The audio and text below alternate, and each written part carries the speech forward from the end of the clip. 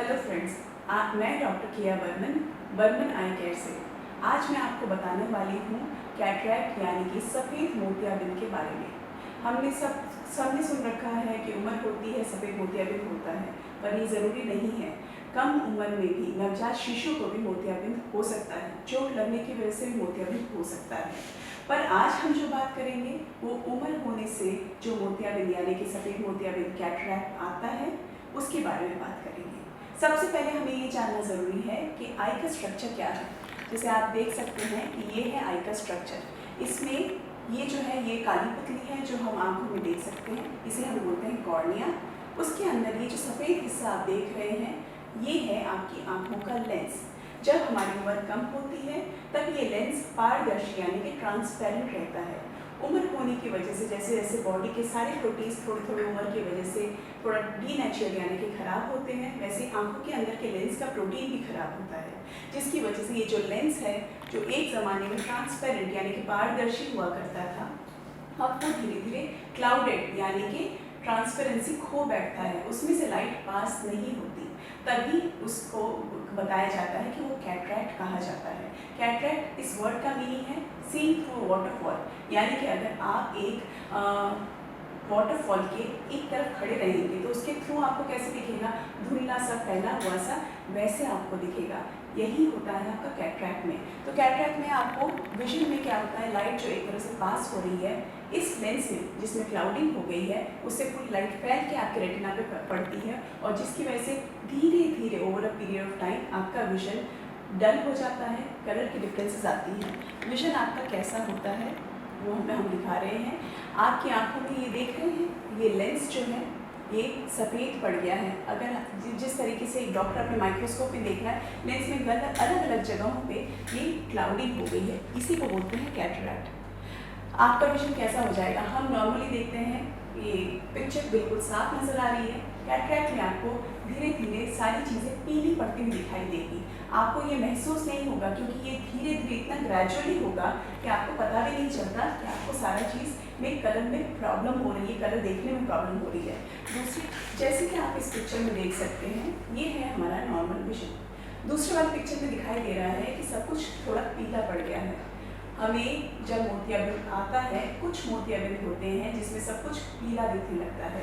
ये पीला जो है धीरे धीरे कलर का कॉन्ट्रास्ट लॉस होता है, कलर की जो एब्नॉर्मलिटीज़ हैं ये धीरे धीरे होती हैं, इसलिए इंसान को पता भी नहीं चलता कि धीरे धीरे उसको सब कुछ पीला दिखने लगा है। कुछ टाइप के कैटरैक्ट्स होते हैं जैसे कि पोस्टीरियर सबकैप्सुलर, उसमें आपको सेंटर में दिखाई नहीं देता। आपको ऐसा लगता है जैसे आप तेज रोशनी में धूप में अगर जाते हैं तो नज़र ज़्यादा कमज़ोर हो जाती है, लाइट ज़्यादा होती है तो हमें अच्छा दिखना चाहिए पर उल्टा होने लगता है। जैसे तेज़ रोशनी में जाते हैं कम दिखने लगता है, हमें लगता है कि रूम के अंदर तो भी हम देख लेते हैं पर हम जब बाहर जाते हैं लाइट पड़ती है आंखों के ऊपर तो बहुत ज़्यादा ग्लेयर आता है। तीसरे में आप जैसे देख रहे हैं कि सारी की सारी इमेजेस आपकी डिस्टॉर्टेड या घोस्टिंग होती है। घोस्टिंग मतलब एक इमेज के ऊपर दूसरा इमेज ओवरलैप होता है। ये सारी की सारी विजन प्रॉब्लम्स आपको कैटरैक्ट में हो सकती है। और क्या हो सकता है, और हो सकता है आपको दूर का पहले अच्छा दिखता था आजकल पास का अच्छा दिखने लगा है, दूर का अभी धुंधला दिखने लगा है, पास का अच्छा दिखने लगा है। और आपको ये लाइट के आसपास जैसे देख रहे हैं लाइट फैलती हुई दिख रही है, ये प्रॉब्लम्स आपको शुरू हो जाती है। नाइट ड्राइविंग में सबसे पहले प्रॉब्लम होती है। और एक प्रॉब्लम होती है आपको पढ़ने में तकलीफ होने लगती है। जब भी आप फोकस करके पढ़ने की कोशिश करते हैं तब ये लगता है कि नहीं, थोड़ी देर तो फोकस होता है, थोड़ी देर के बाद आउट ऑफ फोकस चला जाता है। ये सारी सिम्टम्स आपको कैटरैक्ट से होते हैं। अब जब हमें ये सारी सिम्टम्स आने लगती हैं, हमें नज़र में कमज़ोरी आने लगती है तो अब हमें क्या करना चाहिए। सबसे पहले नज़दीकी आपके ऑफ्थेल्मोलॉजिस्ट यानी कि आँख के सर्जन के पास जाके चेकअप कराना होता है और आपको देखना होता है कि आपकी नज़र कितनी है। अब सब बोलते हैं, पहले के ज़माने में बोला जाता था कि मोतियाबिंद जब पक जाए तब सर्जरी करानी चाहिए। ये बिल्कुल गलत बात है। मोतियाबिंद पकने की सर्जरी तब की जाती थी जब एक ज़माने में आँखों में बड़ा चीरा लगा के सर्जरी की जाती थी। तब आँख को एक तरफ से दूसरी तरफ पूरा काट के पूरे लेंस को निकाल के दूसरा लेंस डाला जाता था, 10 से 12 टाँके लगाए जाते थे। इन सब टाइम पे जब आपकी नज़र सर्जरी इतनी क्रूड यानी कि इतनी रफ थी जिससे आपके विजन का क्वालिटी ज़्यादा अच्छा नहीं आता था, तब के ज़माने में ये बोला जाता था कि मोतिया पक जाए तब सर्जरी करानी चाहिए। आजकल के ज़माने में this is one of the most advance surgery, सबसे एडवांस सर्जरी है वर्ल्ड की। इसमें कट 2 मिलीमीटर से भी छोटे हो गए हैं। आपकी नज़र जो है पहले से भी ज़्यादा अच्छी आ सकती है। आपकी आंखों में जो पहले माइनस पावर था, प्लस पावर था, एस्टिग्मैटिज्म यानी कि सिलिंड्रिकल पावर था, सब कुछ को दूर करके आपकी आंखों के विजन को और इम्प्रूव किया जा सकता है। जब ये सारी एडवांटेजेस अवेलेबल हैं तो आजकल ये नहीं बोला जाता कि आप सर्जरी तब कराएं जब आपका मोतिया पक जाए। सर्जरी आपको तब करानी है जब आपके रोज़मर्रा यानी कि डेली एक्टिविटीज़ में तकलीफ होने लगे। आपको पढ़ने का शौक़ है, आप पढ़ नहीं पा रहे हैं। आपको गाड़ी चलाने का शौक़ है, आप गाड़ी नहीं चला पा रहे हैं। आपको बाहर जाके धूप में रास्ता क्रॉस करने में तकलीफ हो रही है। आपको इन सब चीज़ों में जब तकलीफ होने लगे तब आपको कैटरेक्ट सर्जरी करानी चाहिए। पकने के लिए वेट नहीं करना चाहिए। आजकल की जो कैटरेक्ट सर्जरी उसमें ना इंजेक्शन लगता है, ना पट्टी लगती है, ना टाँके लगते हैं। छोटा कट होता है लेस देन 2 मिलीमीटर, जिससे फोल्डेबल लेंस आंखों के अंदर डाला जाता है और आपकी आंखों में पट्टी भी नहीं लगती। बिना पट्टी के चश्मा लगा के आप ऑपरेशन थिएटर के बाहर निकलते हैं। जब इतनी अच्छी सर्जरी अवेलेबल है तो बहुत दिनों तक वेट करके आपकी विजन को डैमेज मत कीजिए। Start living your life again. तो ये आपके एडवांटेजेस हैं आज की कैटरेक्ट सर्जरी में। अब जब हमने डिसीजन ले लिया है कैटरेक्ट सर्जरी कराने का तो हमारे पास क्या ऑप्शंस है, क्या एक्सपेक्ट करना है, किस तरीके का लेंस डलवाना चाहिए। अब नेक्स्ट हम उसके बारे में बात करेंगे। अब कैटरेक्ट सर्जरी कराने के बाद हमारे पास ऑप्शन रहता है 2 टाइप की सर्जरी कराने का, 2 या 3 टाइप की सर्जरी। एक होता है स्टैंडर्ड फेको सर्जरी, सेकेंड होता है माइक्रो इंसिजन कैटरेक्ट सर्जरी, तीसरा होता है फेमटो लेजर कैटरेक्ट सर्जरी। अब इन तीनों में फ़र्क क्या है? अब आजकल के ज़माने में चीरे वाला ऑपरेशन नहीं होता, टाँके वाला ऑपरेशन नहीं होता। एक स्पेशल मशीन है जिसको हम बोलते हैं फेको इमल्सिफिकेशन। उससे आपकी कैटरेक्ट को लिक्विड करके उसको सक करके पूरा आंखों के बाहर निकाला जाता है, छोटे कट से लेस देन 3 मिलीमीटर। और उसके बाद एक फोल्डेबल लेंस यानी कि लेंस जो फोल्ड होकर आंखों के अंदर जाके खुलता है, वो लेंस आपकी आंखों में डाला जाता है। एक नॉर्मल रेगुलर फेको सर्जरी में 3 मिलीमीटर के आसपास का कट होता है। उससे भी एडवांस्ड है एक नया सर्जरी जिसको हम बोलते हैं माइक्रो इंसिजन कैटरेक्ट सर्जरी। ये कुछ स्पेशल मशीनों के थ्रू होती है। ये भी फेको इमल्सिफिकेशन है बट विद स्पेशल मशीन्स। एक छोटा लीजर जाता है तो इसमें जो कट है वो 1.8 यानी कि लेस देन 2 मिलीमीटर का कट होता है और इसके स्पेशल लेंसेज अवेलेबल होते हैं। आजकल ये हमारा नया स्टैंडर्ड बन गया है कैटरेक्ट सर्जरी के लिए। कट जितना छोटा होगा उतनी जल्दी हीलिंग होगी। कट जितना छोटा होगा वो आपकी आंखों में उतना ही कम सिलिंड्रिकल पावर यानी कि एस्टिग्मैटिज्म क्रिएट करेगा। हीलिंग हफ्ते भर भी हो जाती है, हफ्ते भर में आप हेड बाथ फेस वॉश कर सकते हैं। इसीलिए जितना छोटा कट होगा उतना बेटर है। एक और नई टेक्निक है जिसको बोलते हैं फेमटो लेजर कैटरेक्ट सर्जरी। ये एक लेजर असिस्टेड कैटरेक्ट सर्जरी है। इसमें आपके जो कट्स होते हैं कैटरेक्ट सर्जरी के, उसके सिवाय आपका जो लेंस खुलता है, लेंस के टुकड़े होते हैं जो हम मशीन से यानी कि हाथों से इंस्ट्रूमेंट से करते थे, ये सारी जो चीज़ें हैं रिप्लेस करके ये लेजर मशीन करता है। इससे फ़ायदा क्या होता है, ये सर्जन की स्किल के ऊपर डिपेंडेंट नहीं होता। अब जो नॉर्मल कैटरेक्ट सर्जरी एक स्किल्ड सर्जन बहुत ही बढ़िया कर सकता है, पर अगर सर्जन की स्किल थोड़ी कम होती है तो अगर आप लेज़र असिस्टेड कैटरेक्ट सर्जरी करते हैं तो उससे आपके परफेक्ट रिजल्ट्स आते हैं। तो 50% से भी ज़्यादा मशीन पे डिपेंडेंट होता है, सर्जन पे डिपेंडेंट नहीं होता। तो रिजल्ट्स जो हैं वो बिल्कुल बढ़िया आते हैं, हर बार एक जैसे आते हैं। तो यही फ़ायदा होता है आपके लेज़र असिस्टेड कैटरेक्ट सर्जरी में। कैटरेक्ट सर्जरी हो गई, नेक्स्ट हमें डालना है लेंस। लेंस कौन सा डाला जाए? 95 to 96% जो लेंसेज आपके रूटीन कैटरेक्ट सर्जरी में डाले जाते हैं वो होते हैं मोनोफोकल लेंस। अब मोनोफोकल मतलब क्या? मोनोफोकल मतलब जिससे आपकी दूर की नज़र बिल्कुल साफ हो जाएगी पर रीडिंग के लिए आपको चश्मा लगेगा। आपको पहले माइनस पावर रहा होगा, प्लस पावर रहा होगा। ये सारी चीज़ें आप कैटरेक्ट सर्जरी के वक्त एडजस्ट करके इस तरीके का लेंस आपके अंदर डाल सकते हैं जिससे आपका माइनस पावर प्लस पावर सब कुछ दूर हो सकता है। तो आपकी विजन जो पहले थी चश्मे के साथ वो बिना चश्मे के आपको कैटरेक्ट सर्जरी के बाद मिल सकती है, क्योंकि लेंस का पावर एडजस्ट करके वैसे डाला जा सकता है। कुछ लोगों को सिलिंड्रिकल पावर भी होता है। आपने देखा होगा आपके चश्मे के प्रिस्क्रिप्शन में सिलिंड्रिकल पावर मेंशन होता है। ये सिलिंड्रिकल पावर जो है ये हमारी काली पुतली यानी कि कॉर्निया पे होता है। इसको भी एडजस्ट करने के लिए स्पेशल लेंसेज अवेलेबल हैं जिसको कहा जाता है टोरिक लेंसेज। ये टोरिक लेंसेज मोनोफोकल भी हो सकते हैं, मल्टीफोकल भी हो सकते हैं। अब मैं बात कर रही हूँ मल्टीफोकल लेंसेज के बारे में। अब मल्टीफोकल लेंसेज भी 3 कैटेगरी के होते हैं। एक होता है बाइफोकल, एक होता है ट्राइफोकल, तीसरा होता है एक्सटेंडेड फोकस लेंसेज। अब इन तीनों लेंस में फ़र्क क्या है?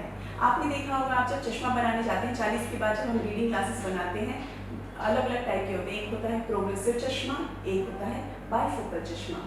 ये जो बाइफोकल मल्टीफोकल लेंस होता है वो इसी बाइफोकल चश्मे जैसा होता है, जिसमें दूर का आपको बिल्कुल साफ दिखता है, आपके हाथ में जो किताब होती है वो भी आपको बिल्कुल साफ दिखती है। जैसे अगर हम ये पेपर पढ़ना चाहते हैं तो ये पेपर आपको बिल्कुल साफ दिखेगा और आपको दूर का भी बिल्कुल साफ दिखेगा। पर आप अगर कंप्यूटर स्क्रीन को देखना चाहेंगे, ये डिस्टेंस पे आपको साफ नहीं दिखेगा, जो 90 सेंटीमीटर्स पे होता है। आपके प्लेट पे जो खाना रखा हुआ है, जो भी आपके टेबल पे रखा हुआ है, वो भी आपको साफ नहीं दिखेगा। खाना बनाना, खाना खाना, कंप्यूटर वर्क, ये सारा इंटरमीडिएट डिस्टेंस में आता है।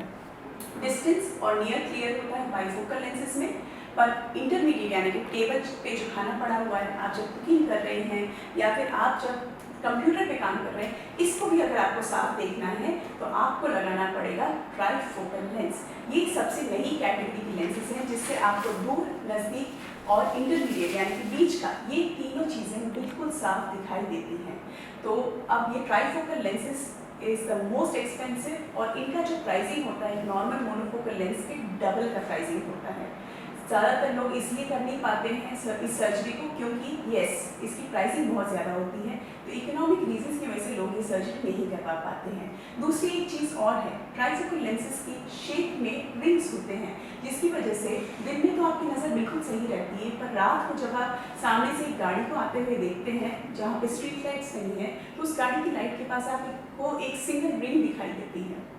ये आपको दिखाई देगी, 2-3 महीनों में आपको आदत हो जाएगी या फिर वो रिंग कम दिखाई देगी, पर ये हमेशा आपको दिखाई ज़रूर देगी। तो ये चीज़ हमें ध्यान में रखना है, इसको एक्सेप्ट करना है, तभी हम ट्राइफोकल या मल्टीफोकल लेंसेज डलवा सकते हैं। अब अगर किसी को कोई यंग इंसान है जिसको मल्टीफोकल लेंस डलवाना है पर उसको गाड़ी चलाने का भी शौक है, उसको ये रिंग्स नहीं चाहिए, तो इसके लिए क्या ऑप्शन है?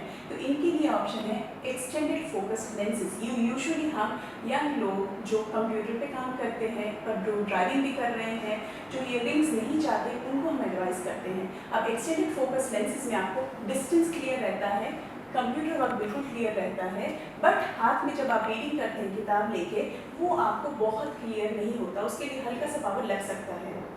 पर ये जो यंग लोग होते हैं, इनको ज़्यादातर काम होता ही है लैपटॉप, पैड्स, टैबलेट्स पे और दूर के लिए, जो ड्राइविंग के लिए, तो इनके लिए एक्सटेंडेड फोकस लेंसेज बहुत बढ़िया काम करते हैं। अब हमने सोच लिया कैटरेक्ट सर्जरी करवानी है, हम ये भी चूज़ कर लिया कौन सा टाइप का लेंस डलवाना है। तो जब सर्जरी होने वाली है उसके पहले हमें क्या क्या प्रिकॉशंस लेने हैं।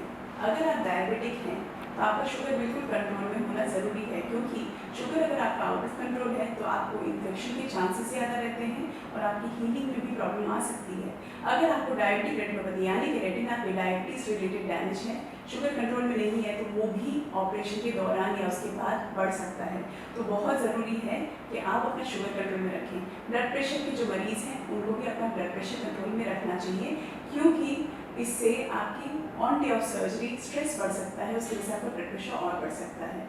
सर्जरी में ना इंजेक्शन लगता है, ड्रॉप्स द्वारा, एनेस्थेटिक ड्रॉप्स द्वारा आपकी आंखों को सुन किया जाता है जिससे सर्जरी की जाती है। तो आप अगर इकोस्प्रिन या दूसरा कोई ब्लड थिनिंग एजेंट ले रहे हैं तो उसको बंद करने की कोई ज़रूरत नहीं है, क्योंकि आपको कोई इंजेक्शन लगना नहीं है, ये टोटली ब्लडलेस सर्जरी होती है, तो आपके ऐसे में भी कोई ब्लीडिंग नहीं होने वाली है। तो आप इकोस्प्रिन या कोई भी ब्लड थिनिंग एजेंट जो आप ले रहे हैं वो आप प्लीज़ कंटिन्यू कर सकते हैं। आपको उस दिन या उसके पहले वाले दिन अच्छे से हेड बाथ ले लेना है, क्योंकि 7 दिन तक आपको सर पे पानी डाल के नहाना अलाउ नहीं रहेगा। तो उस सर्जरी वाले दिन या सर्जरी के 1 दिन पहले सर पे पानी डाल के शैम्पू करके बिल्कुल नहा लें, और क्योंकि 7 दिनों तक आपको अलाउ नहीं रहेगा। जो आप मेडिकेशन ले रहे हैं, शुगर की, बीपी की, सारी दवाइयाँ सुबह लेके आनी होती है, लाइट प्रैक्टिस करके आना होता है, खाली पेट नहीं आना होता है, ये सारी चीज़ें रखनी होती है। सर्जरी के दौरान आपका सर्जरी 10 मिनट लंबा होता है, 10 से 12 मिनट के अंदर खत्म हो जाता है। ऑपरेशन के दिन आप आएंगे, डायलेट होंगे, सर्जरी के बाद आप 1-1.5 घंटा वेट करके घर जा सकते हैं। ये एक डे केयर सर्जरी होती है, इसमें आपको हॉस्पिटल में एडमिट होने की ज़रूरत नहीं होती है। सो होपफुली ये आपको काम आया होगा, इससे आपको थोड़ी सी नॉलेज मिली होगी और आपके थोड़े भ्रम दूर हुए होंगे, मिक्स दूर हुए होंगे और